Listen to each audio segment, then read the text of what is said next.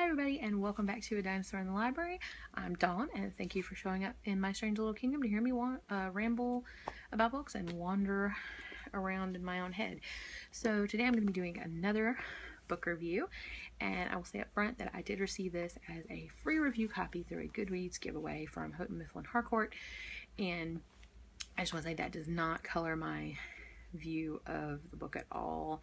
I receive free books all the time, just not from publishers and things, but I've gotten multiples from Goodreads giveaways over the years, and trust me, not all of them got great reviews. So whatever I say about a book on here is my 100% honest opinion. So the book I received was an arc of The Great Detective, The Amazing Rise and Immortal Life of Sherlock Holmes by Zack Dundas. And this comes out in June of this year, again by Houghton Mifflin Harcourt. And it's just the story of Sherlock Holmes from its inception all the way to now, the different incarnations he's had over the years, the films, TV series, all the TV specials and shows, the clubs, the groups that people are members of, the stories themselves, and all of the above. So, and plus the guy who wrote it, Zack Dundas, Dundas. I'm just going to call you Zack if that's okay, because clearly I cannot speak today. Anyway, so Zack is a huge Sherlock Holmes fanboy, and this is the reason he chose to write this book. And I personally love nonfiction anyway, and I probably would have read it regardless, but he is one of those people who writes with a passion, and it's always better to read a book like this from someone who really is interested in what they're writing about, because you've read nonfiction sometimes and you're kind of like, why did this person choose this topic? Because clearly they could care less. But Zack is not one of those. So he starts out talking about how he got into Sherlock Holmes, and I immediately connected with him because this is how I got into Sherlock Holmes, and he is a much bigger fanboy for Sherlock than I am. But when I was in the 4th grade for Christmas, I received the greenish cover signet paperback edition of the Sherlock Holmes stories, and I don't think it wasn't the complete Sherlock Holmes stories because it was not that thick. It was pretty thick, but it wasn't, there's no way it was the complete stories.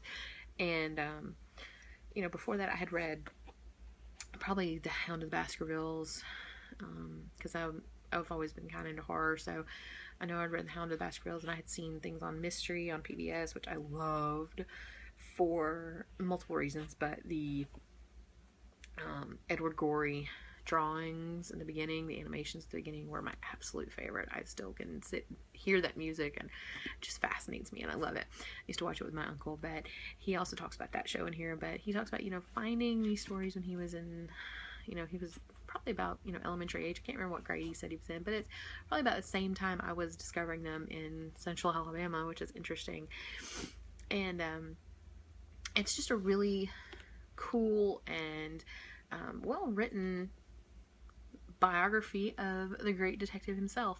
And he goes through, and he doesn't, okay, here's another pitfall when you're reading a book about a character, about books written by a fanboy or a fangirl.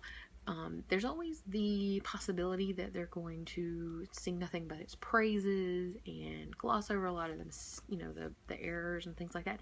He doesn't do that. So yes, he does love Sherlock Holmes, and yes, he reads them and loves them and watches everything, but he also what was I saying? Oh, so he goes through the stories and the novel length stories about Sherlock Holmes, and he does talk about the errors and the problems with the stories and the plots, and how Conan Doyle probably wasn't the best father for Sherlock Holmes in some points in his writing career. But in the end, you get the sense that he really does still love these stories, and he really does still love this character, and it's just a really thorough and well-written bio of the character, and I really enjoyed it. So if you like Sherlock Holmes, or you like books on books, because this is certainly that, even fans who haven't read the stories but who are fans of the Benedict Cumberbatch Sherlock will find something in here, because he does talk about that toward the end. I've never watched the show, and I know people who will think that's a crime, but I just never really had the desire to watch it. But he talks about that a lot toward the end, where he's talking about the media versions of Sherlock Holmes.